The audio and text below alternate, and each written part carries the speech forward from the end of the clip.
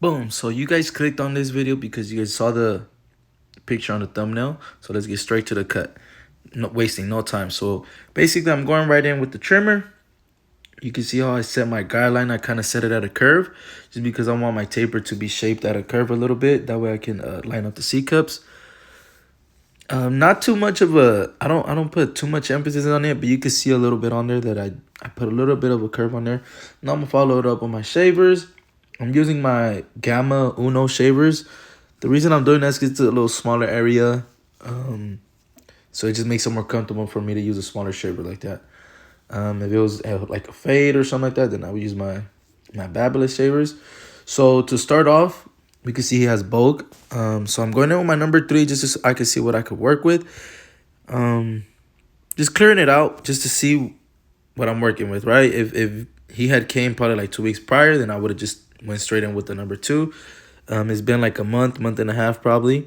So I went in with the 3. And right there, I'm showing you guys that I'm kind of keeping the shape as well. So that's very important, just to keep the shape and just so you can stay consistent throughout the whole haircut. So now I'm pretty sure I'm getting in my no guard. And I'm going to just go about finger's length, if not less than that. But there you go. You guys can see that I'm using my corners. I'm going right in there. Then I'm going to go halfway, and then I'm going to close it all the way. So I set my guideline, and I blend down. You guys are going to see right there. Let's see. There you go. Now I'm going halfway. And pay attention onto how I'm using the corners. In a smaller area like this, you really want to be careful with stuff like that. You want to just be as precise as you can. So I close it all the way. And now I'm coming in with the half guard, my 0.5, and I'm going all the way open. And same thing, I'm going to close it halfway and then close it all the way. So there you go. That was open. There you go. That's what I mean by I'm closing the lever halfway and I'm hitting it halfway into that guideline. So I'm not hitting the line that I created up top, but in the middle of it. Now I'm all the way closed and I'm hitting the guideline that's going to help it blend in between. So the most bottom guideline of the 0.5. Let me know in the comments too if I'm making sense to y'all. If I'm not, then I know I've been saying I'm going to do a video where I'm explaining my steps a little bit more in detail. And I definitely will do that on the whiteboard. That way you guys can know what I'm talking about. So right here, I'm going in with my 1.5 open. There you go. And as you see, I'm still using my corners and I'm keeping that shape. That shape is crucial. You definitely want to be keeping the shape. Just because, I mean, if you keep the shape, you stay consistent with it. That's when it looks pretty. That's when the taper looks the best, you know. And the more consistent you're being with it, the less detailing you have to do as well. There you can see, coming it down. So I went in open and then halfway into that guideline. And usually I would close it, but instead of closing it, I'm going in with my number 1 open. 1.5 closed all the way and number 1 open is basically similar. So instead of doing that extra step, I just skip it and I use my number 1 open. In some cases, it will blend it all the way. If it doesn't, don't panic. Just use what's the step before a 1 open? It's that 0.5 open. So now I'm going to put my 0.5 on there open, and I'm going to hit it with the corners and just try to blend out. Try not to dig into the guideline, but more flick into it. Because if you dig into it, that's when you create another line. And that's what we don't want to do. We want to create blurriness. You know, when somebody says, like, damn, that fade is blurry. Yeah, that means they detailed it. So that's what we're trying to do right now. Trying to just flick into it. Boom. So when I first went in here, my biggest number I went in with the number 3. Right now, I'm in between. It still looks a little dark because I used the 1.5. So now I'm going to follow it up with the number 2. So I'm using the number 2 in between the one above the 1.5 and below the number 3. That way I meet it with the number 2 right there, and it should help it blend a little bit better. There you go. As you can see, the taper coming along Once I really put the lineup on here and I start doing all the extra stuff just to kind of like clean it up, you guys will see the taper will come together real nice. That's why I'm saying you guys have to be patient with the cut and just keep going and trust the process. So here I'm going clip over comb.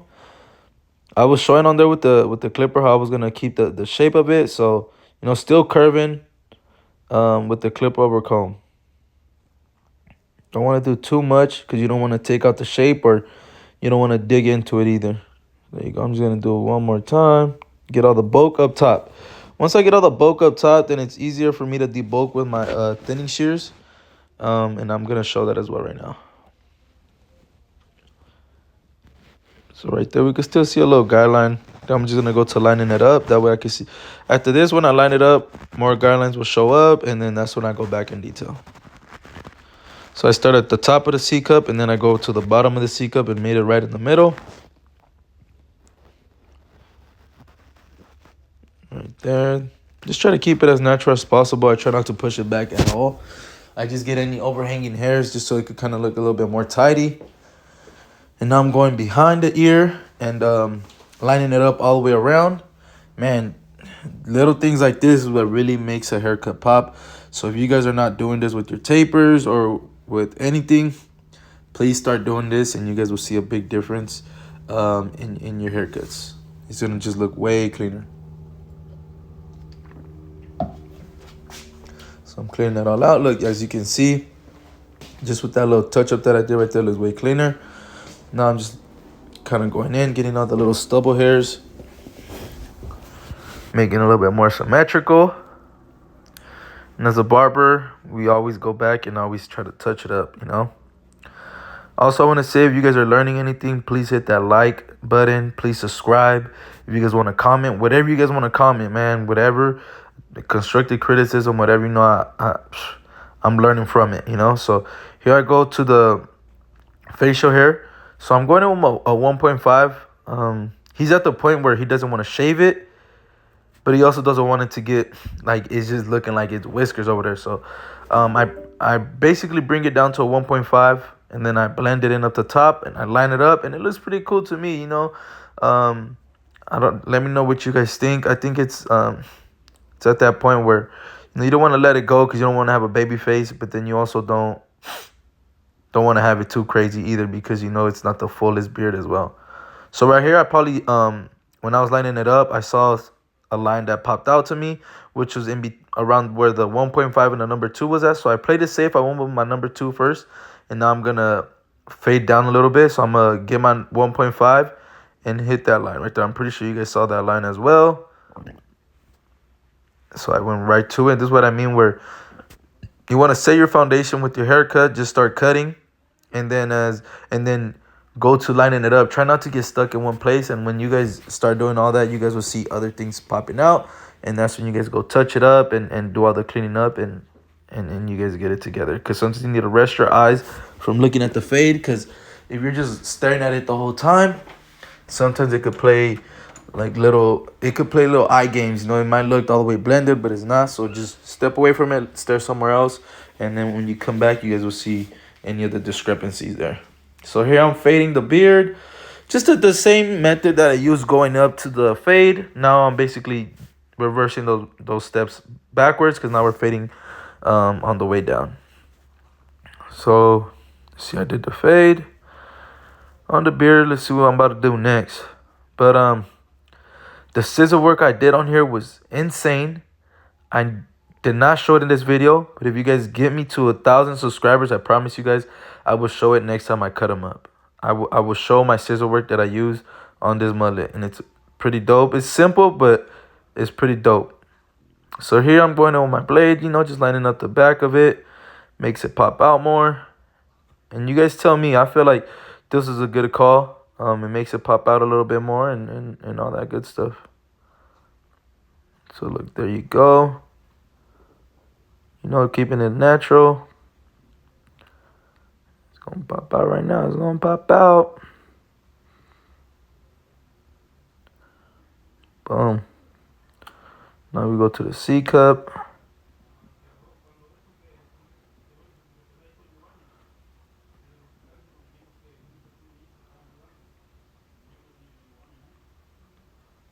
There you go, man.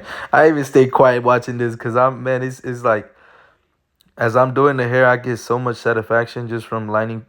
This is like lining up is my favorite thing to do, because that's when the haircut starts coming together. You start seeing everything is looking fresh, and you just get excited. You're gonna see I hit the number two there just to blend it to the goatee, and I eventually end up hitting the whole thing with the number two, like the whole goatee area. It was right there. I was just trying to test the waters just to see how light it would look. But here you're gonna see me hitting the lip, just the bottom of it, just keeping it natural. That way, no hairs are overhanging to his lip. In case he trying to kiss his girl or something. You never know. Shit, huh? For the women. There you go. So I'm going right back with my blade. Probably hitting the little eyebrow corner right there, and then any excess hair on the cheek, just try to clean it up again. Trying to make it look as smooth as possible. Smooth as possible. It's your boy Mighty Cuts. Like I said, please like, comment, and subscribe if you are learning something. Look from here. You don't see not too much hair down there. Is like very like strong. It's not a lot of hair, but I still line it up, and I feel like when I line it up, that it just pops out better. So this is what I mean by lineups, man. Lineups can make something go crazy, and this is no enhancements as you guys are watching raw. I mean, it's not raw and uncut, but this whole video is uncut. It's just me doing a voiceover of the video that I took. I ain't making no cuts in between. That's what you guys are seeing. All the pauses, like right now, the camera is still rolling. I don't stop. I keep it going. I keep it going.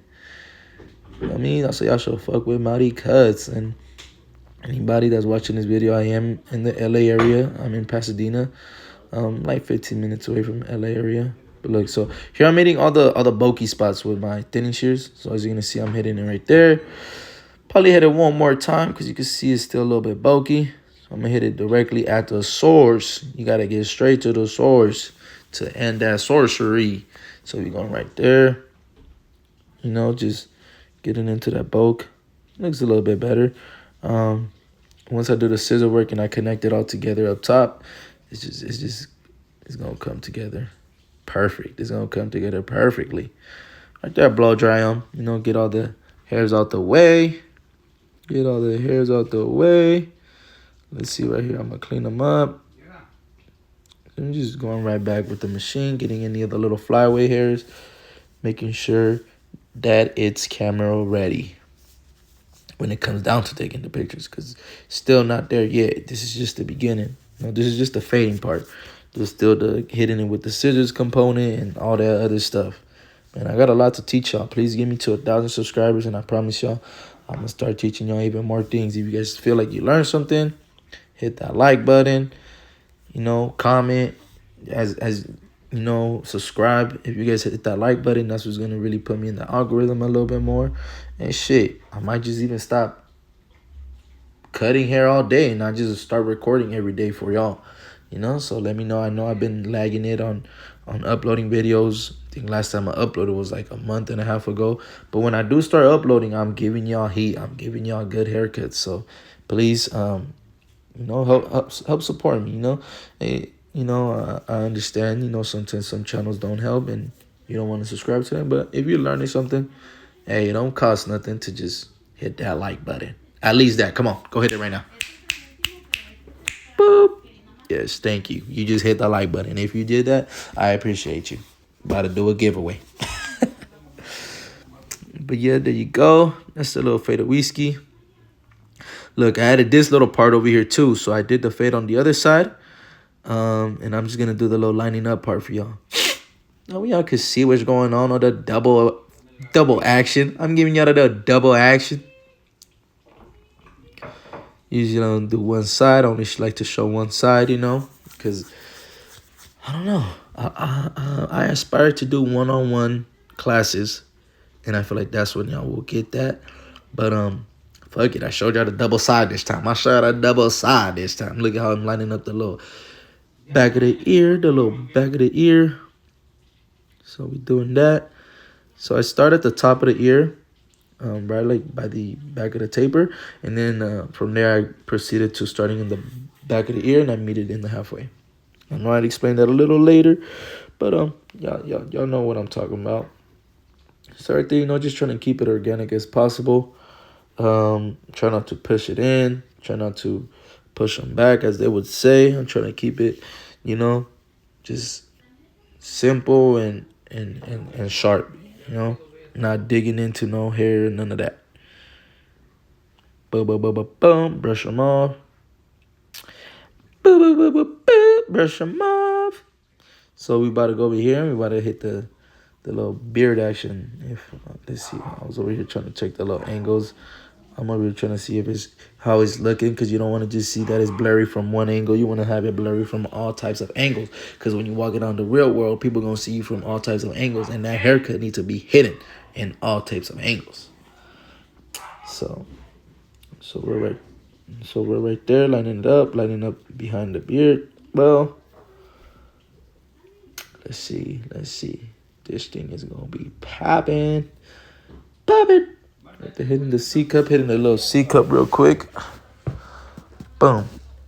Boom, boom, boom. Alrighty. What else we about to do? Man, right here, y'all just need to just be, just kind of just watch what I'm doing. Because as I explained it on the other side. So right here, what I like to do when I used to watch tutorials is I would watch them maybe once or twice. And I would listen to what the person is saying. In this case, what I would be saying, like, my steps. And the second time, I would just look at him, pay more attention as to like how he's moving the machine, the little smaller details that they don't explain, And yeah, if you guys have any questions, you guys can let me know. So I'm about to show you the final result right now of what I did with the scissors and all that stuff. Just basically reduce some bulk on the top and a little bit on the back. Made it look fresh. But right now I'm hitting the little mustache roux. The mustache roux. Telling y'all what that is for. Because if it starts hanging over, ain't no women gonna want to kiss you. So, you gotta clean it up a little bit. Make it look nice. Make it look a little nice. So here, look, this is the final product. Look at that. Tell me that don't look professional. Yes, it's your boy Mighty Cuts.